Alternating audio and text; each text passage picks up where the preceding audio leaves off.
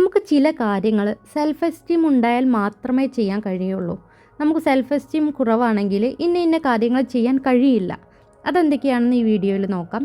ആദ്യം self esteem കുറവായ ആളുകളുടെ ലക്ഷണങ്ങൾ നോക്കാം. അതായത് ആൻസൈറ്റി. എല്ലാത്തിനോടും ഒരു ആശങ്കയായിരിക്കും, വല്ലാത്തൊരു സ്ട്രെസ്സായിരിക്കും, എല്ലാത്തിനോടും സംശയമായിരിക്കും, സെൽഫ് ഡൗട്ടായിരിക്കും, തോറ്റു പോകുമോ എന്നുള്ള പേടിയുണ്ടാവും എന്ത് കാര്യം എടുത്താലും. അതുപോലെ ചുറ്റുമുള്ള ആളുകളെ പ്ലീസ് ചെയ്ത് നിർത്തും. അതായത് എല്ലാവരെയും തൃപ്തിപ്പെടുത്തിക്കൊണ്ട് നടക്കാനായിട്ട് ശ്രമിക്കുക.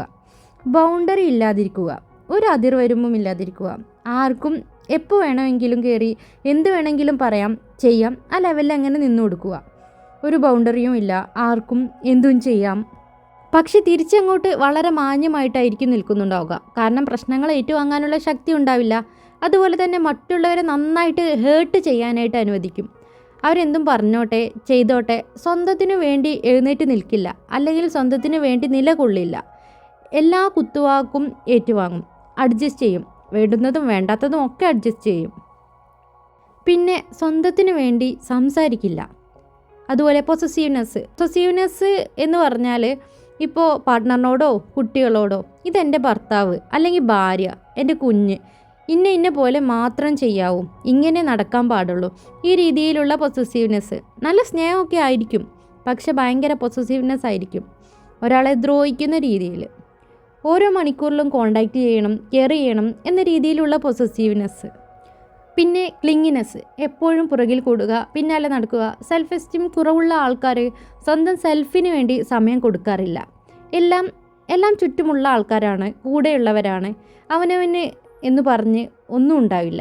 പിന്നെ ഇങ്ങനെയുള്ള ആൾക്കാർക്ക് എപ്പോഴും തലവേദന, ശാരീരിക അസ്വസ്ഥതകൾ, ക്ഷീണം, എനിക്കത് കഴിയുന്നില്ല, വയ്യ, ഈ രീതിയിലുള്ള കുറച്ച് കാര്യങ്ങളൊക്കെ ഉണ്ടാവും. ഒന്ന് ചെക്ക് ചെയ്ത് നോക്കട്ടോ. ഈ കാര്യങ്ങളൊക്കെ പറയുമ്പോൾ നിങ്ങൾക്ക് നിങ്ങളായിട്ട് തോന്നുന്നുണ്ടോ?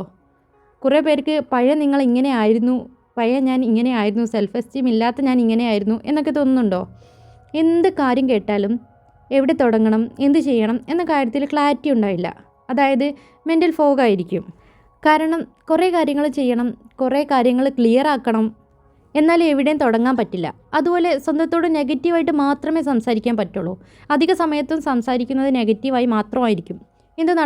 ലോകത്ത് എന്ത് നടന്നാലും തെറ്റ് എൻ്റേത് എന്ന ചിന്തയായിരിക്കും. ലോകത്തെ എല്ലാത്തിനും വില കൊടുക്കും, എല്ലാ തരക്കാർക്കും വില കൊടുക്കും, സ്വന്തത്തിനൊരു വിലയും കൊടുക്കില്ല. ഇത് നിങ്ങളാണെന്ന് തോന്നുന്നുണ്ടോ? ഇതൊക്കെ സെൽഫ് എസ്റ്റീം ഇല്ലാത്തതിൻ്റെ പ്രശ്നങ്ങളാണ്. ഇത് മാത്രമല്ല, ഇനി ഒരുപാട് കാര്യങ്ങളുണ്ട്. നമുക്ക് സെൽഫ് എസ്റ്റീം ഇമ്പ്രൂവ് ചെയ്യാനായിട്ട് എന്തൊക്കെ കാര്യങ്ങൾ ചെയ്യാമെന്ന് നോക്കാം. നമ്പർ 1, സെൽഫ് കമ്പാഷൻ പ്രാക്ടീസ് ചെയ്യാം. സെൽഫ് കമ്പാഷൻ പ്രാക്ടീസ് ചെയ്യുക എന്ന് വെച്ചാൽ നമ്മൾ തന്നെ നമ്മുടെ ഏറ്റവും നല്ല സുഹൃത്തായി മാറുക. നമ്മുടെ ഇന്നർ സെൽഫിനോട് കൂടുതൽ സംസാരിക്കുക, നമുക്ക് ഏറ്റവും ഇഷ്ടമുള്ള കാര്യങ്ങൾ ചെയ്യുക, നമ്മൾ ഹാപ്പി ആയിരിക്കുന്ന കാര്യങ്ങൾ കൂടുതലായി ചെയ്യുക, നമ്മൾ തന്നെ നമ്മളെ കൂടുതൽ ഹാപ്പി ആക്കാൻ ശ്രമിക്കുക. നമ്പർ 2, നിങ്ങളുടെ കഴിവിലേക്ക് എപ്പോഴും നോക്കുക. മുമ്പ് നിങ്ങൾ പഠിച്ചുകൊണ്ടിരുന്ന സമയത്ത് ഒത്തിരി ഇഷ്ടത്തോടെ ചെയ്തിരുന്ന കുറേ കാര്യങ്ങളില്ലേ, അതൊക്കെ ഒന്ന് പൊടി തട്ടിയെടുക്കുക. ഡ്രോയിങ്, സിംഗിങ്, ഡാൻസിങ്, ജേർണലിങ്, അത്തരത്തിലുള്ള നിങ്ങളുടെ ഇഷ്ടങ്ങൾക്ക് കൂടുതൽ സമയം കണ്ടെത്തുക. നമ്മൾ മറ്റുള്ളവർക്ക് വേണ്ടി ജീവിച്ച് അവരുടെ ഇഷ്ടങ്ങൾക്കൊക്കെ കൂട്ടുനിന്ന് അവസാനം നമ്മൾ ഒറ്റയ്ക്കിരിക്കുന്ന സമയത്ത് നമുക്ക് കയറി വരുന്ന ചിന്തകളാണ്, ഞാൻ ഇത്രയൊക്കെ അവർക്ക് വേണ്ടി ചെയ്തിട്ട് അവർ എനിക്ക് വേണ്ടി ഒന്നും ചെയ്തു തരുന്നില്ലല്ലോ, അറ്റ്ലീസ്റ്റ് എന്നെക്കുറിച്ചൊന്നും ചിന്തിക്കുന്ന പോലും ഇല്ലല്ലോ എന്ന്. നമ്മൾ ആദ്യം മനസ്സിലാക്കേണ്ട കാര്യം, നമ്മുടെ കാര്യത്തിൽ നമുക്കുള്ള പരിഗണന മറ്റാർക്കും നമ്മളോടുണ്ടാവില്ല. സോ നമ്മൾ ആദ്യം പരിഗണിക്കേണ്ടത് നമ്മളെ തന്നെയാണ്. നമ്പർ 3, നെഗറ്റീവായിട്ടുള്ള ചിന്തകളെ ചാലഞ്ച് ചെയ്ത് പോസിറ്റീവായിട്ടുള്ള ചിന്തകൾക്ക് സ്ഥാനം കൊടുക്കുക. നെഗറ്റീവായിട്ടുള്ള ചിന്തകൾ വന്നോട്ടെ, പക്ഷെ അതിൻ്റെ പോസിറ്റീവ് സൈഡ് നിങ്ങൾ പ്രാധാന്യം കൊടുക്കുക. മുമ്പ് നിങ്ങളുടെ ലൈഫിൽ നടന്നൊരു സങ്കടകരമായ കാര്യത്തെക്കുറിച്ച് തന്നെ ഒന്ന് ചിന്തിച്ചു നോക്കൂ. അന്ന് നിങ്ങൾക്ക് അത് അത്രയും നെഗറ്റീവായൊരു കാര്യമായിരുന്നു അല്ലേ? പക്ഷെ അന്ന് അങ്ങനെ സംഭവിച്ചതുകൊണ്ട് നിങ്ങളുടെ ലൈഫിൽ പിന്നീട് പല പോസിറ്റീവ് കാര്യങ്ങളും നടന്നിട്ടില്ലേ? അപ്പോൾ ഈ പോസിറ്റീവായ കാര്യം നടക്കാൻ വേണ്ടിയായിരുന്നു അന്ന് ഞാൻ കുറച്ച് സങ്കടപ്പെടേണ്ടി വന്നത് അല്ലേ? അതുപോലെ നെഗറ്റീവായ കാര്യങ്ങൾ സംഭവിക്കുമ്പോൾ തീർച്ചയായും അതിനൊരു പോസിറ്റീവ് വശം കൂടി ഉണ്ടായിരിക്കുമെന്ന് മനസ്സിലാക്കുക. ഇപ്പോൾ നമ്മൾ 3 കാര്യങ്ങൾ പറഞ്ഞു. സെൽഫ് കമ്പാഷൻ പ്രാക്ടീസ് ചെയ്യുക, നിങ്ങളുടെ കഴിവിലേക്ക് എപ്പോഴും നോക്കുക, അതുപോലെ നെഗറ്റീവായിട്ടുള്ള ചിന്തകളെ ചാലഞ്ച് ചെയ്ത് പോസിറ്റീവായിട്ടുള്ള ചിന്തകൾക്ക് സ്ഥാനം കൊടുക്കുക. 4ാമത്തെ കാര്യം, കുഞ്ഞു ലക്ഷ്യങ്ങൾ സെറ്റ് ചെയ്ത് അത് അച്ചീവ് ചെയ്യുക, എന്നിട്ട് പടിപടിയായി വലിയ ഗോൾസിലേക്ക് എത്തിച്ചേരുക. കുഞ്ഞു ഓരോ ഡെയിലി റൊട്ടീൻസ് പോലെ ക്രിയേറ്റ് ചെയ്ത് പിന്നീട് വലിയ ഗോൾസിലേക്ക് എത്തിച്ചേരുക. 5ാമത്തെ കാര്യം, അച്ചീവ് ചെയ്ത ഓരോ കാര്യവും ഓർത്തു നോക്കുക. നമ്മൾ കുഞ്ഞു കുഞ്ഞു ഗോൾസ് സെറ്റ് ചെയ്ത് വലിയ ഗോൾസിലേക്ക് എത്തുകയും നമ്മൾ അച്ചീവ് ചെയ്ത ഓരോ ഗോൾസും റിപ്പീറ്റ് ചെയ്ത് നമ്മൾ ചിന്തിച്ച് നോക്കുക. 6ാമത്തെ കാര്യം, നിങ്ങളെ ഉയർത്തുന്ന ആളുകളുമായിട്ട് സമയം ചിലവഴിക്കുക. ചില ഇൻഫ്ലുവൻസേഴ്സ്, ബുക്സ്, അല്ലെങ്കിൽ പാർട്ട്ണർ, ഫ്രണ്ട്, അവരുമായി കൂടുതൽ സമയം ചിലവഴിക്കുക. 7ാമത്തെ കാര്യം, മൈൻഡ്ഫുൾനെസ് പ്രാക്ടീസ് ചെയ്യുക. നമ്മുടെ സെൽഫ് റിഫ്ലക്റ്റ് ചെയ്യുക എന്നതാണ് ഇതുകൊണ്ട് ഉദ്ദേശിക്കുന്നത്.